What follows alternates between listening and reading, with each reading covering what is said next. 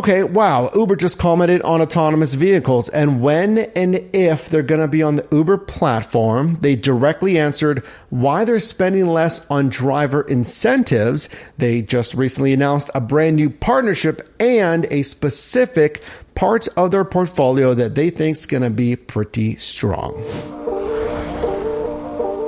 Uber just had their Q1 2024 earnings call with CEO Dara Khosrowshahi and CFO Prashant Mahendra-Rajah. Now, firstly, talking about that brand new partnership, this was just earlier this month announcing a huge partnership with Instacart. Reading quotes, in the coming weeks, Instacart customers nationwide will be able to use the Instacart app to order from hundreds of thousands of restaurants powered by Uber Eats. So think of it this way. Remember when Uber acquired Postmates? Now, this is not an acquisition of Instacart. This is just a partnership, but you may have seen Postmates pickups because they still operated the business, Postmates, but it was powered by Uber. So what this means for you though, as a courier on Uber Eats, is seeing possibly, I can almost guarantee it, a lot more order requests because that's a lot of customers that they're now adding from Instacart. Think about that as a courier, and do you think it will lead to more order requests? Now, this is on the heels of Uber saying, quotes,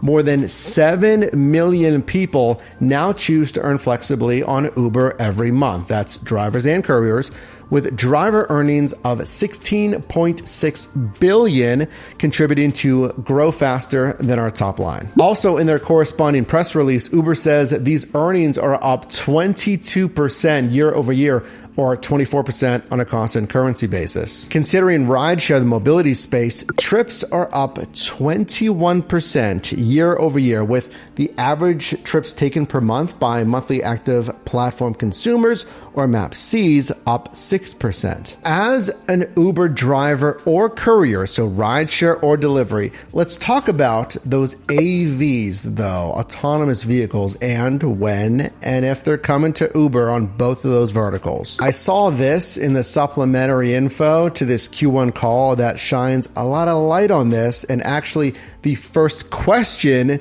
during this call was basically about this, talking about original equipment manufacturer or OEM agreements.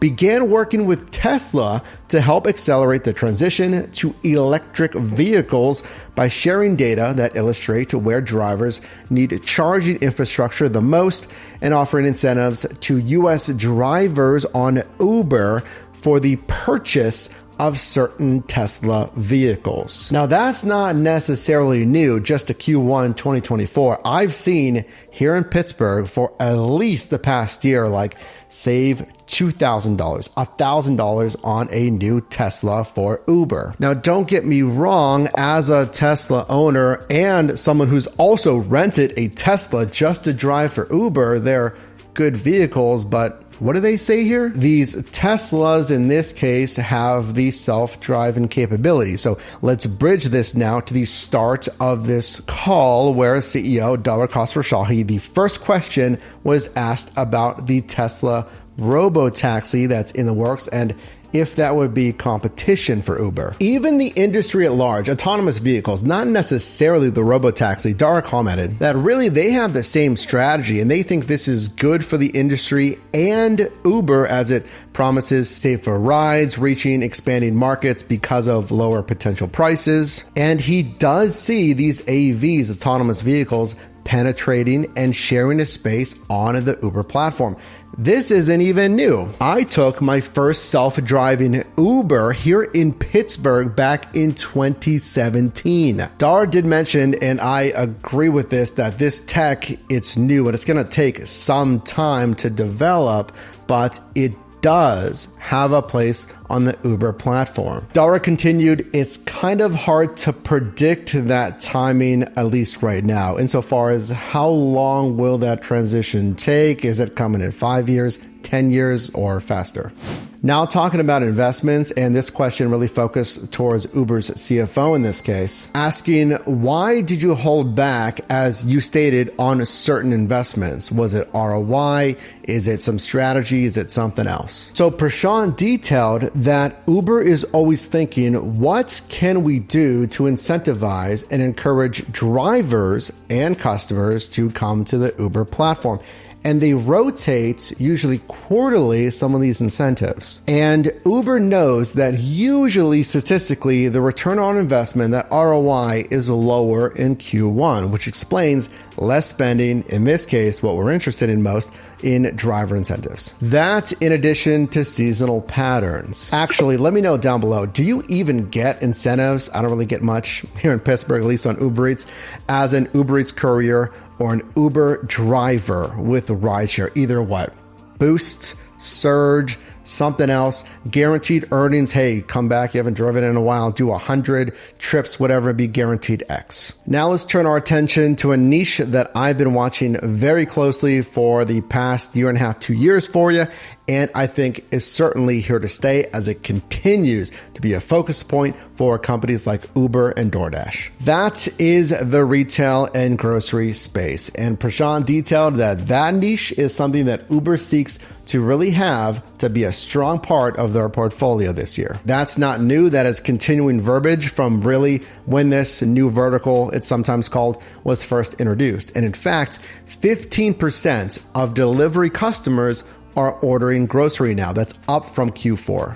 Now listen to this last part here, and if you're getting value in this video, can you drop a like, consider subscribing if you haven't subscribed, and check out yourdrivermike.com for courses and resources to help you in most any side hustle.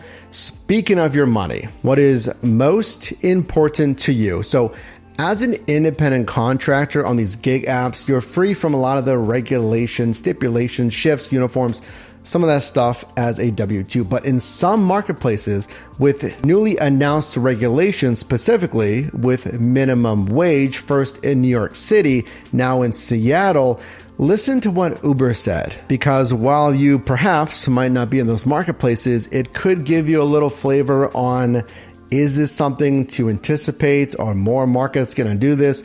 And where's Uber's stance on this, and what actually happens when you instill a, let's say, $20 minimum wage? CEO Dara Khosrowshahi detailed that some of these regulations have been very unpopular with couriers and customers actually. In Seattle specifically, a relatively small market according to Dara, they had a 45% decrease in order volume. This is after the new minimum wage regulations, and wait time for you as a courier in this case was up 50% year over year. So Dara mentioned that you might be getting more per order, which I don't hear detailed a lot, like talk of per order per hour. So that was good to hear, but you're going to have by far a lot less volume. And that was part of the reason in Seattle, which is an astonishing number, 30% of active couriers are leaving the platform. Continuing, New York City, they have a wait list of 20,000 couriers, in part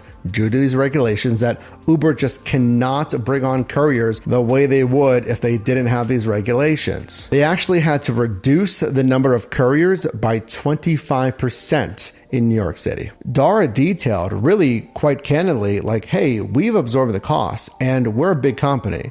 We have the money. We've absorbed the costs, but this is going to, and it has, hit drivers and couriers hard. I know DoorDash has reported like 90+% of their independent contractors want to remain independent contractors.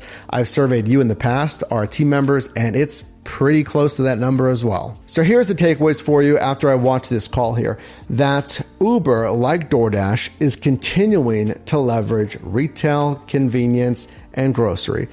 Is it going to mean more and more shop and deliver? On Uber Eats, I'll say maybe not as much as DoorDash. But also remember that Instacart partnership that was just announced earlier this month. So that's going to be looking to roll out to your marketplace, what, in the coming weeks here. And that is what, thousands, hundreds of thousands of consumers on Instacart that now have access, because it's completely different. Instacart, you think it's grocery, right? Completely different. It's a new restaurant tab on Instacart. So that might increase some of the order volume that you are getting on Uber Eats. I'll tell you this, in 2024, to be just frank with you, it's not easy money, certainly, to do Uber Eats, Uber Rideshare, or DoorDash, whatever it is. So we really have to know how these apps work, trends, best times, places to drive, because you know your marketplace best. Because you're not going to rely on $3, certainly, like $3.50 surge or $3.50 peak pay. And even if, let's say, okay, let me talk to you about this. Even if there is $3 surge pay, do you think the order volume's really going to be there? Like, oh yeah, I can just decline. That's pretty good. $2 a mile and like cherry pick a $3 per mile huge order. If there is $3 surge pay or peak pay or whatever it is, let's say, then I'm betting there's more drivers in that area. And again, is the volume catching up? Is that Instacart partnership going to help with that?